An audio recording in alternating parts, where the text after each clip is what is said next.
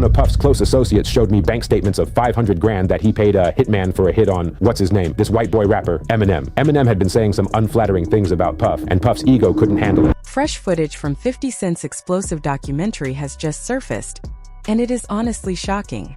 According to the film, Diddy did not only have problems with Eminem back in the day. The claims suggest he allegedly went as far as trying to have Eminem taken out. What makes this even more serious is that Kirk Burrowes, a co-founder of Bad Boy Records, has now backed up this story. For years, fans knew there was tension between the two during the 1990s, but this information pushes that old feud into a much darker place. The documentary hints that Eminem was digging too deep and asking questions that made people uncomfortable. That curiosity may have put him in danger. 50 Cent also warned viewers that the footage released so far is only the beginning. He says what remains unseen could be even more disturbing. This story is far from over, and the truth may be heavier than anyone expected.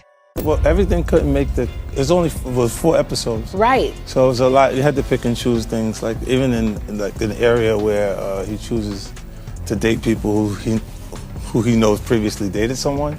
He has a baby by a woman that was dating Tupac. Wow. To add to it, but we had to cut it down so it couldn't. For time. Yeah. So are you coming out? I know next year is going to be a number 2. Season 2? I just put it on YouTube. I just put it on YouTube.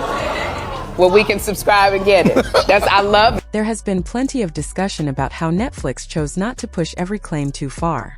Still, no one expected allegations this extreme. People already knew there was tension between Diddy and Eminem, since respect never existed between them. What shocked fans is how serious it may have been.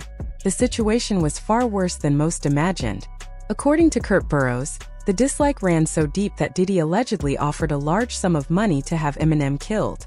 That claim caught everyone off guard and changed how this feud is viewed. And a few months ago, one of Puff's close associates showed me bank statements of 500 grand that he paid a hitman for a hit on, what's his name, this white boy rapper, Eminem. Eminem had been saying some unflattering things about Puff, and Puff's ego couldn't handle it.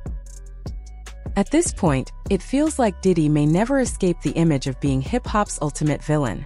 The documentary already dives into claims that he was connected to the deaths of major figures like Tupac Shakur and the Notorious B.I.G., along with accusations that he allegedly tried to silence other artists. However, the story involving Eminem has not been fully unpacked yet, and that part is especially shocking. Still, when you slow down and really think about it, the idea does not come out of nowhere. Eminem, also known as Slim Shady, has been one of the very few people in the music world, along with 50 Cent, who never seemed afraid to challenge Diddy openly.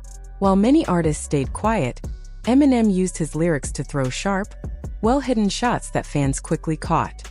In his song Fuel, he played with words in a way that sounded harmless on the surface but clearly pointed towards serious accusations. Listeners noticed how he spelled out rapper in a way that hinted at rumors already circulating about Diddy at the time. That single line was enough to spark discussion, especially because it lined up with allegations later mentioned in lawsuits. Eminem did not stop there. He followed up with lines paying respect to Biggie and Tupac, saying both men should still be alive. Then he suggested that speaking too freely could put someone in danger, implying that certain people might respond with violence rather than words. Even if some listeners missed the earlier references, that moment made the message hard to ignore. The shade was clear, and Slim Shady lived up to his name by keeping it clever but cutting. What makes this even more interesting is the timing. Back then, lawsuits did not openly connect Diddy to Biggie's death, which suggests Eminem may have known things the public did not. Anyone familiar with Eminem knows he rarely hints without reason. It often feels like he waits, gathers information, then releases it through music when the moment feels right. Eminem also took aim at Diddy's influence over younger artists. In Kill Shot, his diss track aimed at Machine Gun Kelly, he mocked MGK for chasing Diddy's approval. He even suggested that a true confession about Tupac's death would never come to light. That line stood out, making people wonder whether Eminem believed Diddy's role in those events was an open secret behind closed doors. Older songs back this up as well. Tracks like Any Man showed Eminem criticizing Bad Boy Records and how certain artists were treated. These songs came out in the late 1990s and early 2000s, long before today's allegations surfaced. Looking back now, the lyrics feel less like random insults and more like warnings hidden in plain sight. If Eminem knew all of this years ago, it raises serious questions about what else he might be aware of. His loyalty to 50 Cent, another outspoken critic, only adds fuel to the fire. Together, they represent voices that refuse to stay silent, even when doing so may have put them at risk. So I think the first time I met 50 was at a release party. Was it in New York? I think it was in New York. I met him. I think we talked in the back room, right? Every song he was doing was so crazy there was nothing to get rid of. There was nothing that we could even say, oh, that would be cool for a mixtape. I don't know if we really set out to create anything. It was more, let's just make the best music that we can. Everyone already knows that if Diddy ever had no critics, it would mean 50 Cent is no longer around. Eminem and 50 Cent share a rare, genuine friendship. That strong bond helps explain why both of them have always stood firmly against Diddy. The one Grammy I have is for Crack a Bottle. I couldn't even have that without him. You know, and that's why I have so much value for him, not just in my career, just in my life, because he's a guy that, one of my best friends, because I can trust that he's going to be honest with his constructive criticism when it's time to listen to the music before it goes out. I was actually surprised that you also left Shady.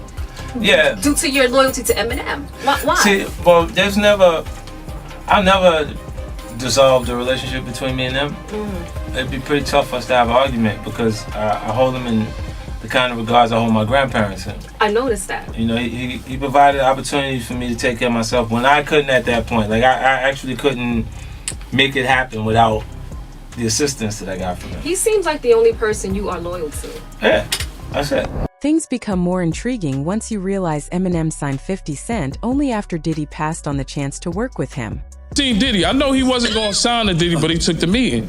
And I never forgot P. Diddy said, yo, rappers got the 3 B's. Bank accounts, Bentleys, and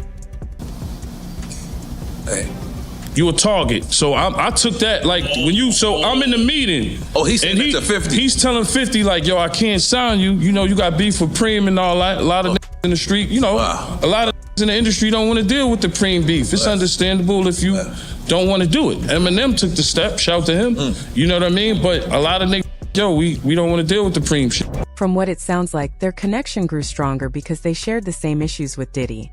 Sources now claim this is why the documentary meant so much to 50 Cent on a personal level.